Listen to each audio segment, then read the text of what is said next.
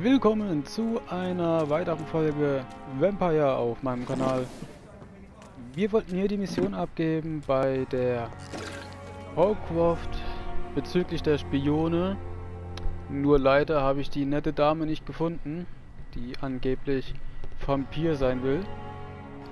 Nun sollen wir hier in die Kanalisation gehen, aber das ist die Hauptstory. Und daher würde ich sagen, gucken wir erstmal, was wir noch machen können. Begib dich zur Apotheke.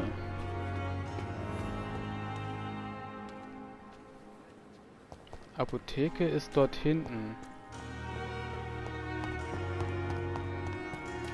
Ja, würde ich sagen, machen wir das erstmal. Gehen wir zur Apotheke. Holen die Sachen.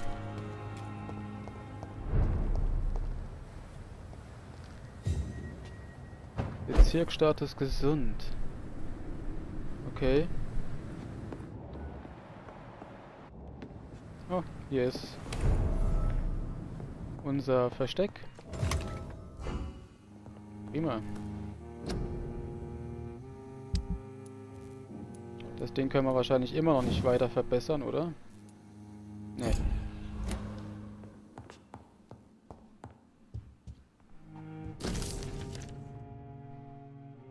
Meine liebe Mutter, In this haltet der letter, Brief. Mortimer Goswick does nothing to hide his desire to die.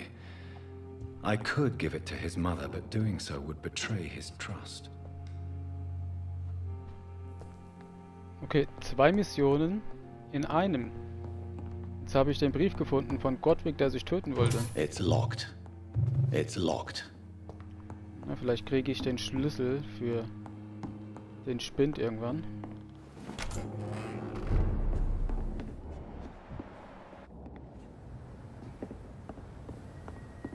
Apotheke.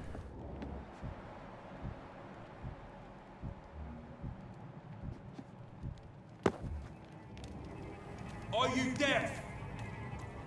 Die! Over there! Zack, zack, zack. Schön, einfach durchgeschnetzelt. So muss das sein. Oh, da konnte ich was mitnehmen. Was ist hier los?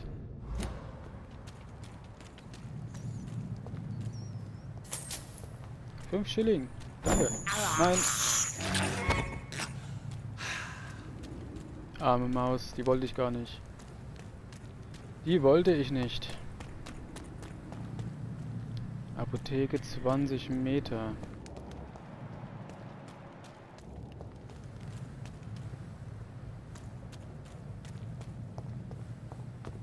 Bin hier aber irgendwie falsch. Ich muss auf die andere Seite kommen.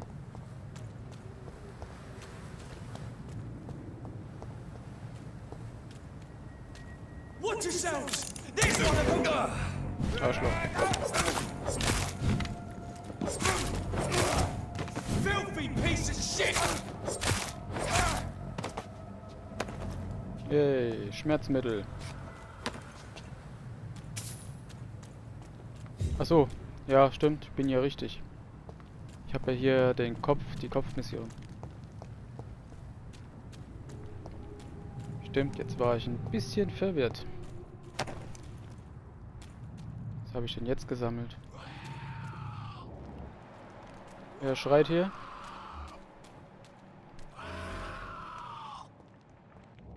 Der Typ.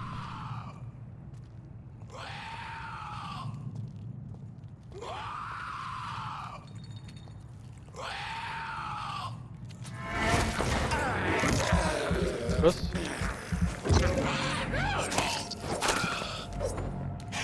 Ist das ein Boss oder wie?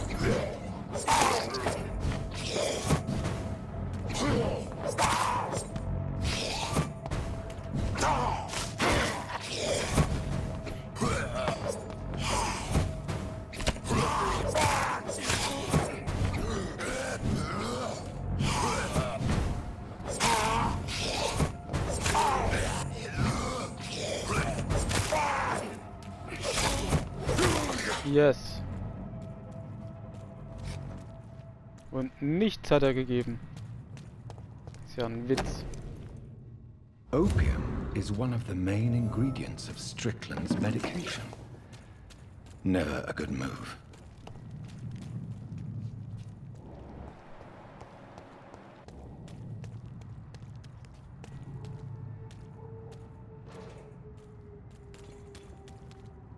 Okay. Aber ich war doch gar nicht in der Apotheke drinne.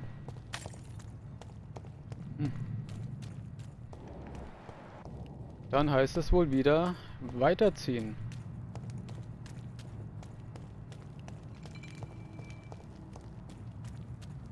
Sehen, wo wir hier lang kommen.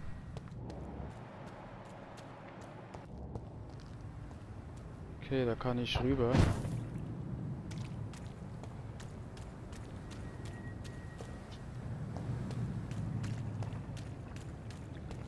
Cool, ich bin hier schon It's locked, all right. im Krankenhaus. Nur von der anderen Seite. Stufe 5. Aber lit.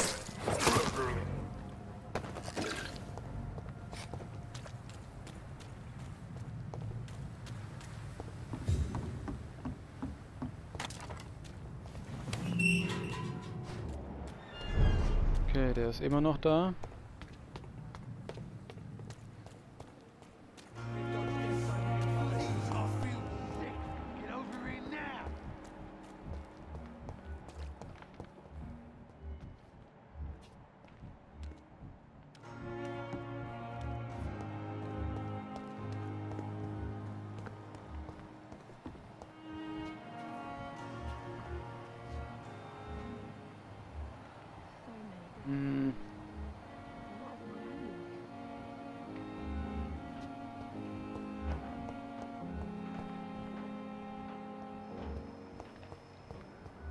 Was war das, der?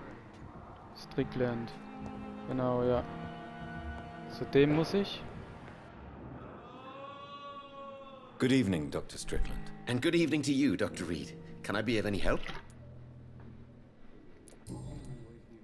Oh, Tell me, Thoreau, what's the real cause of your dislike for Dr. Ackroyd? He refuses to admit that your blood transfusion technique is the only way to save Mr. Fiddick.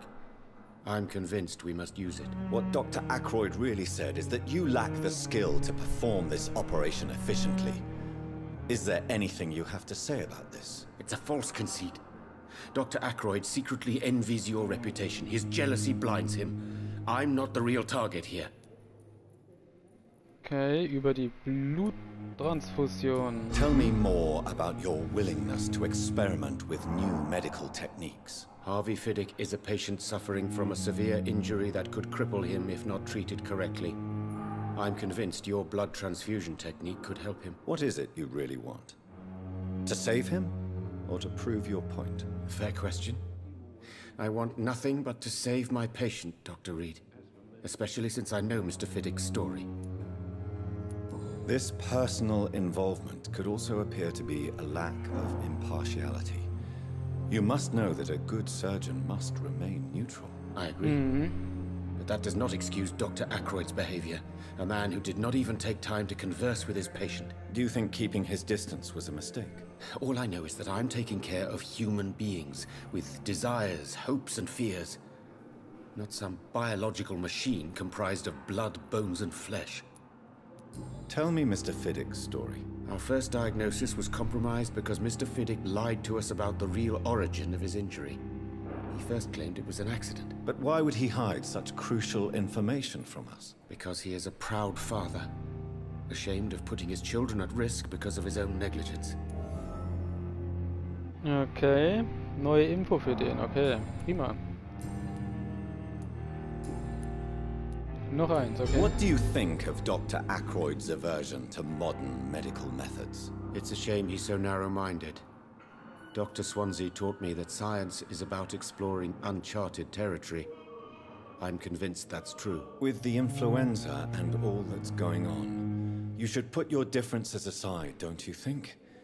Why is it so difficult to work together? I believe that if Dr. Ackroyd had been the one to discover the transfusion process, he would be the first to recommend its use. So you believe it's just a question of jealousy and pride? Dr. Ackroyd is as proud as he is blinded by his obsolete concept of medical science.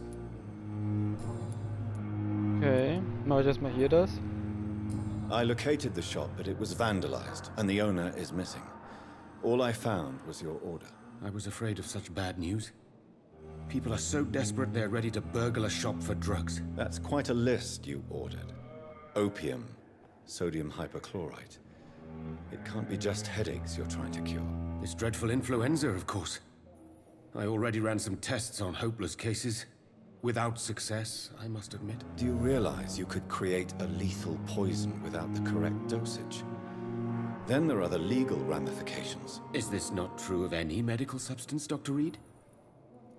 However, if you would agree to improve it, I'd be glad to accept your help. As long as you promise to be scrupulous with your experiments, I may try to gather these substances, and even help improve upon the mixture. That's all I'm asking for, Dr. Reed. That's all I'm asking.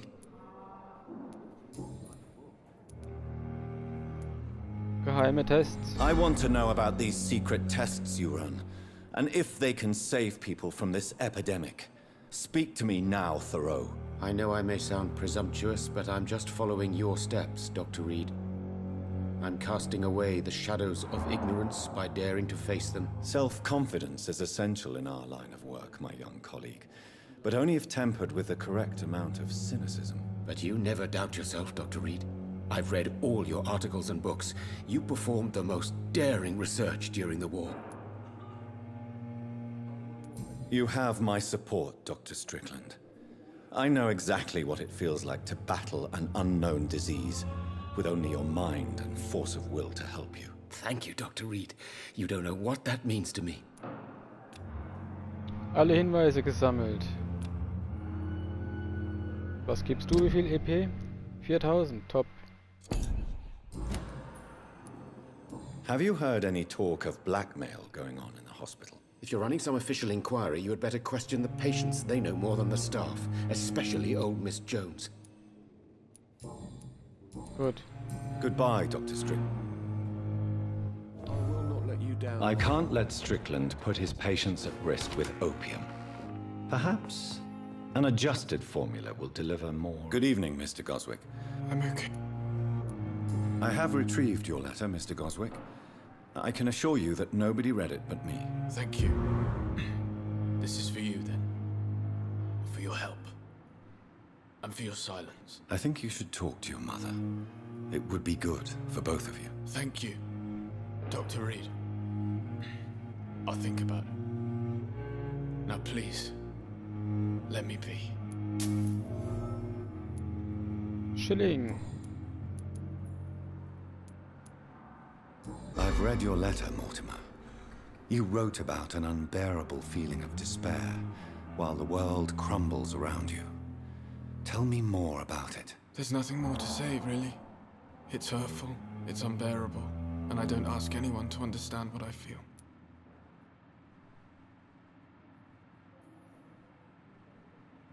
Don't you see how lucky you are? You're rich, you're in good health, and you have a loving mother. You're simply drowning in self-pity. Leave me alone then, Doctor, and let me drown myself. Okay. I have to go now, sir. Good evening, sir. Doctor. Good evening, Doctor.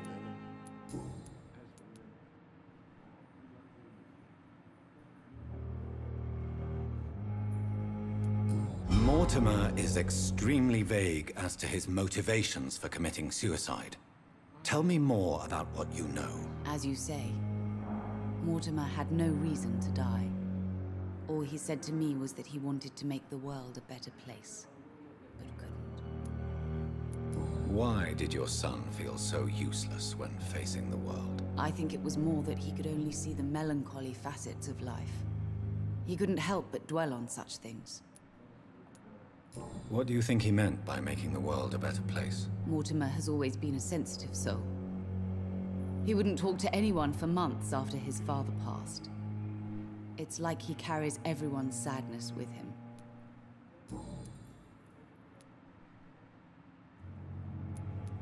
Do you you realize your son could try to kill himself again? He might succeed next time. I think about it every minute. But I won't stop fighting for my son's future. That's how much I love him.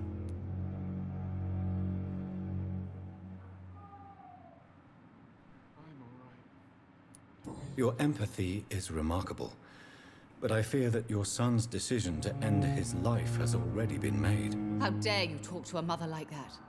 Talk to me like that? I'm only trying to be honest, Mrs. Goswick. As painful as this fatal end may be for you, you have to accept this is a possibility. No, I'll never accept it. If my son was to die under your care, well, you have no idea what I'm capable of, Dr. Reed. Blöde Kuh, dich sauge ich aus.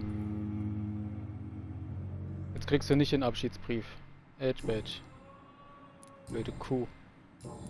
Goodbye, Mrs. Goswick. Stufe 4. Dich nehme ich als erstes vor, sobald ich Stufe 4 habe.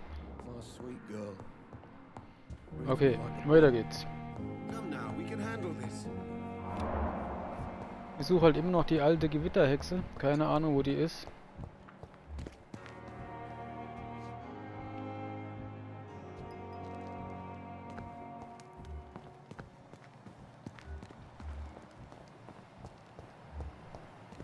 Gut, ich muss wahrscheinlich da hochgehen, in mein Zimmer und die Dings herstellen. Achso, dich habe ich hier noch was.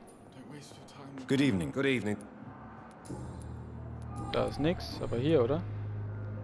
Ja. Tell me about your injury, Harvey. Why do you feel so guilty about it? My wife died because of me. And now I may lose everything because I've been careless enough to hurt myself. What an arsehole. How could your job be responsible for your wife's death? I was working a double. She went out to bring me a hot meal and got caught in a German bomb raid. Okay. You can't hold yourself responsible for your injury, Mr. Fiddick. Unless you tried to hurt yourself. Of course I didn't hurt myself. But I can't work until my arm is fixed. My children need to eat, Doctor. Tell me more about the death of your wife, Harvey. 1915. I was in the army.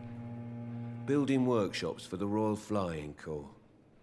Helen was happy I wasn't sent to the front. What happened? The Germans sent Zeppelins to bomb the construction site, but they missed their target. My wife was bringing my dinner when the bombs fell.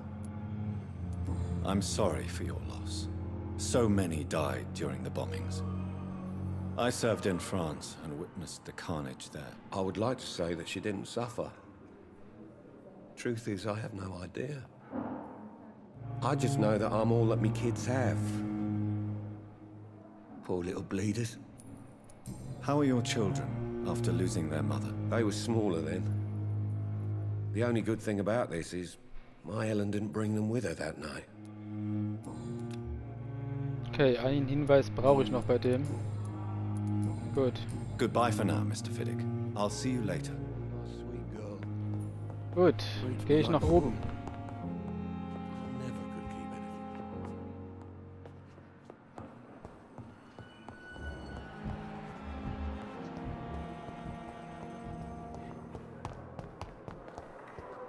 Ist hier was für mich?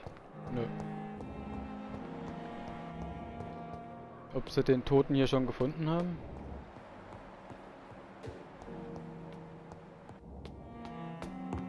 Okay, hier ist immer noch zu. Kann ich die öffnen? Yay.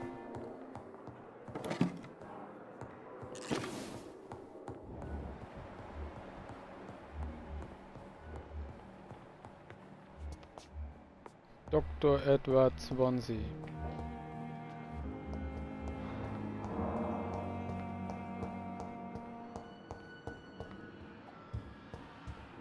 It's locked.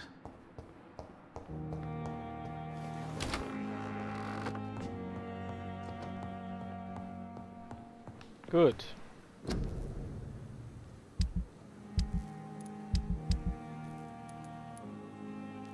Was soll ich herstellen?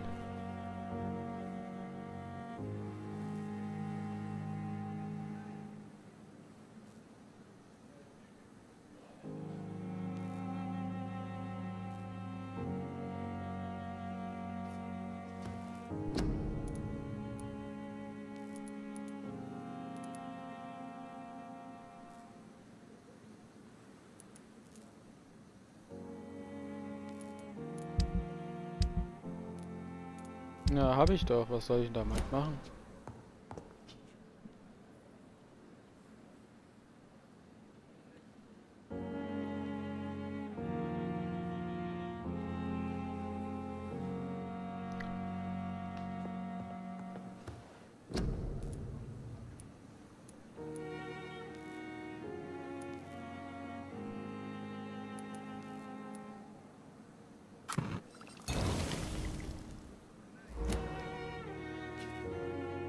Okay, das war wohl nix.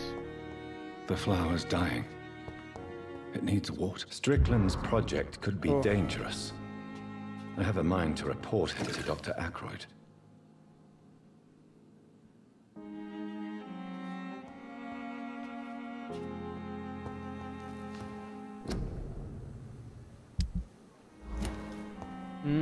Ich würde es dem wieder zurückgeben.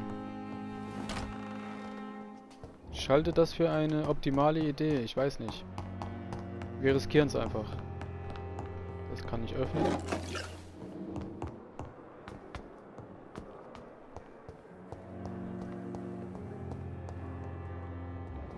Wo ist der Typ?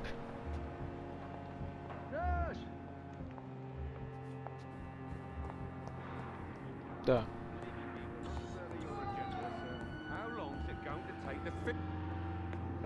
Good evening. And good evening. I have managed to improve the mixture by diluting it. Have you ever heard of Sir Joseph Francis Olive? Or the placebo effect? No, I don't think so. Why? A placebo is a substance or procedure that has no actual physical effect. You made a placebo of my project. Why? Research has established that a placebo, as long as the subject believes in the effect, can provoke a positive physiological reaction. Really? That's fascinating. And you want me to, what, administer the placebo and see what occurs? Something like that, yes. Well, I'm a bit surprised, but I trust you, Dr. Reed. Please take the key to my cabinet and put this placebo there for future use.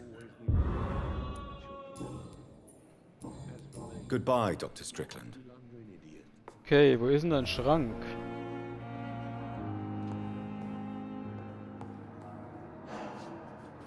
Meter. I will not let you down, my boy. Ist das dieser Schrank? Nö. Good evening, sir. Doctor. Der hier. Ach, oben drüber. My sweet girl.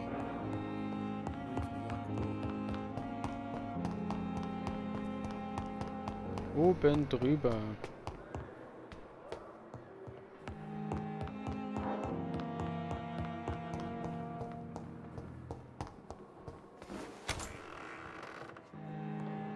Cool.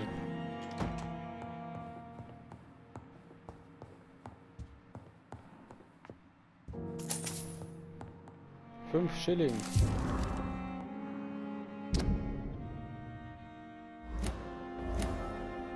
Okay, Mortimer. It's locked. It's locked. At least Strickland can't kill anyone with this formula. It's locked.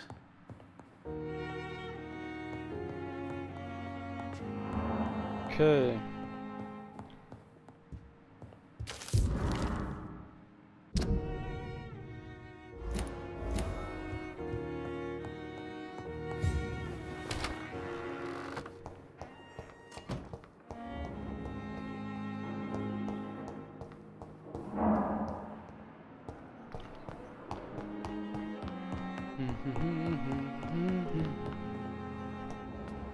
So. So, was waren das für Briefe?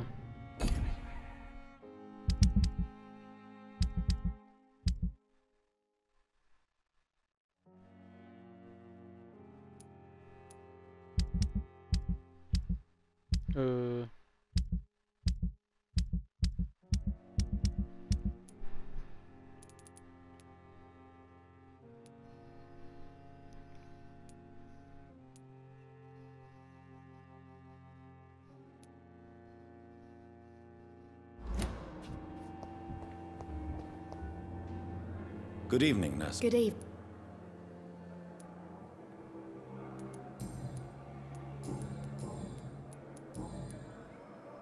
What can you tell me about the strange man visiting one of the nurses during her shift? Let me guess.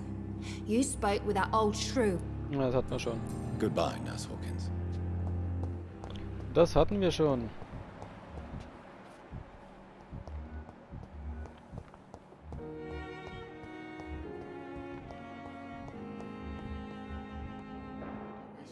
Good evening. And good evening.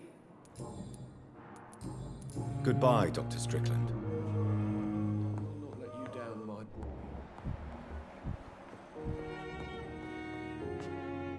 I'm quite... Oh, Do you think Dr. Strickland has any chance of curing the Spanish flu by himself? His wish to cure the sick is not driven by pride, but by an idealistic view about our mission here. Honestly, I don't know which is worse. You consider him a good practitioner, yet you will not report his methods. Strickland may be a rival, but I will not use dirty tricks or regulations to prove him wrong. We are doctors, not politicians. so viel What do you Information. think of Dr. Tippett's opinion of your promotion, Waverly? Tippett is a good practitioner. Maybe just a little too attached to his prestigious position at the Pembroke Hospital. Really? That's exactly his diagnosis of you. A little too eager to get promoted? A little bit too proud? He has the right to think so. But I deserve this promotion, and I don't consider it anything but well-earned.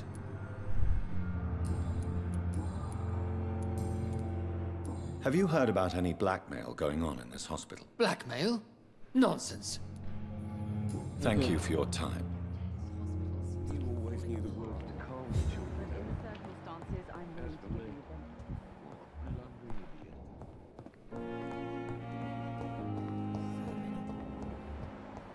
What of my own life?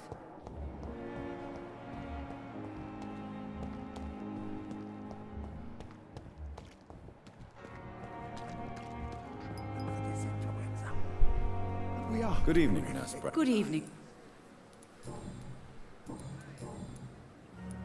Ja, hier. According to the report I read, your unprofessional conduct put a patient in danger, Gwyneth. That's not true.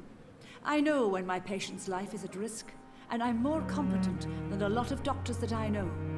Problem is, I'm a woman. I don't see what your gender has to do with your abilities, Nurse. Yes, nurse. Because I'll never be a doctor, no matter what my skills. I could make a decision that could save a life, but oh no, that's unbecoming conduct.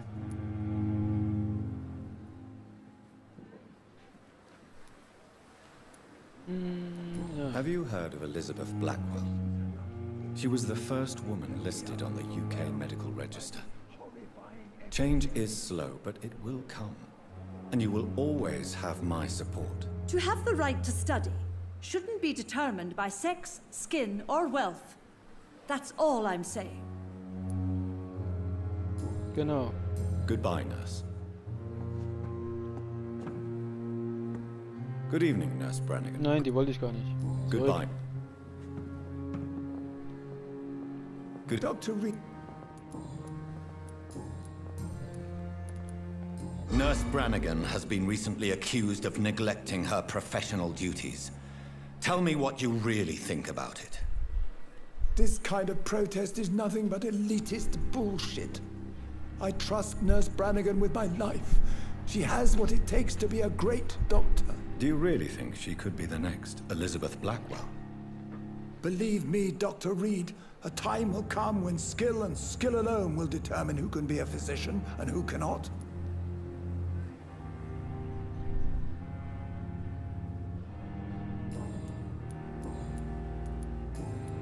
Goodbye, Dr. Tippett. Okay.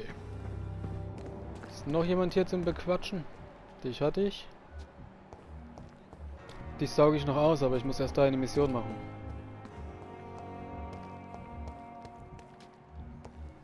Wo ist denn jetzt schon wieder der Händler hin?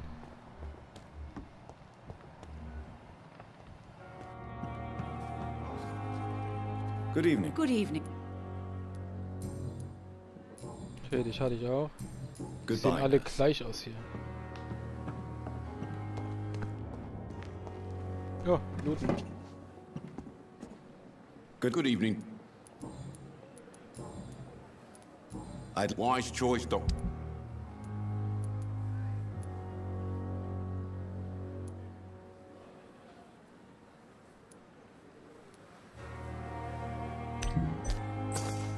Man weiß nie, für was man das braucht, diese Upgrades.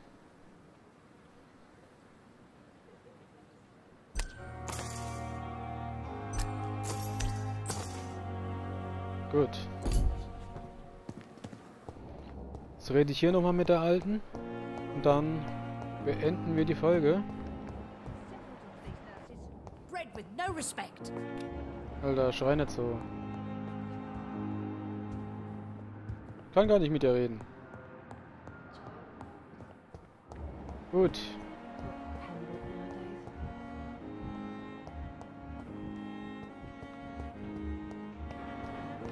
Schauen wir noch mal kurz auf unser Missionsbrett. Abgeschlossen, abgeschlossen. Das müssen wir noch machen. Aber wo ist die? Wo ist die?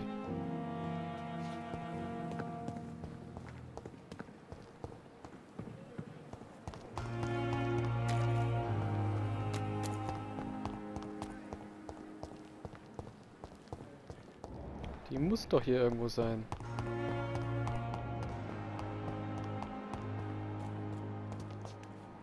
Was ist denn da oben? Loot. Da sind Soldaten drin.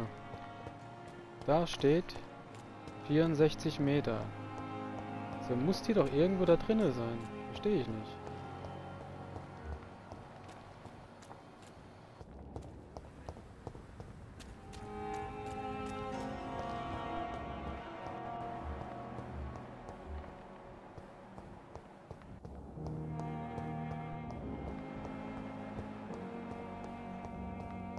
Ich verstehe das nicht.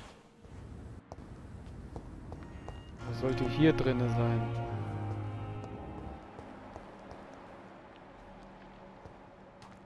Das kann ich mir aber auch nicht vorstellen, dass sie da drinne ist. Ja, 50 Meter in diese Richtung.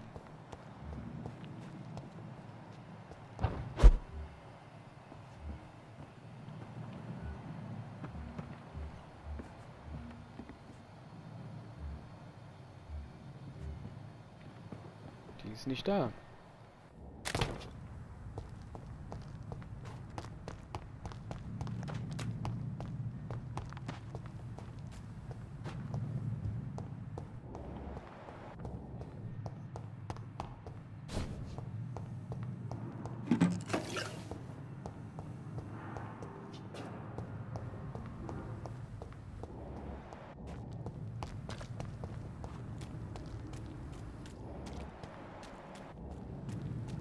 Gut, dann lassen wir es einfach.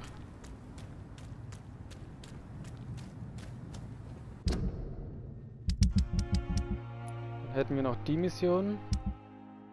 Ach, und hier hätten wir auch noch ganz viele. Eieiei. Was ist mit dem hier? Albert Palmer.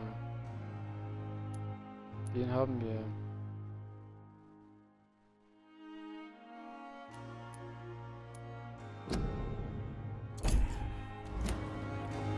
Soll die Mission sein?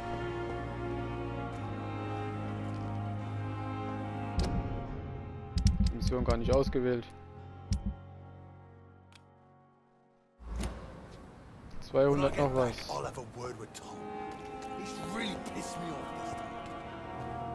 Gut. Dann würde ich sagen, beenden wir hier die Folge. Nächste Folge geht es weiter mit den Nebenmissionen, bevor wir die Hauptquest weitermachen. Und ich bedanke mich fürs Zusehen. Wenn euch die Folge gefallen hat, lasst einen Daumen nach oben da. Wenn nicht, gerne einen Daumen nach unten. Vielen Dank und bis zum nächsten Mal. Tschüss.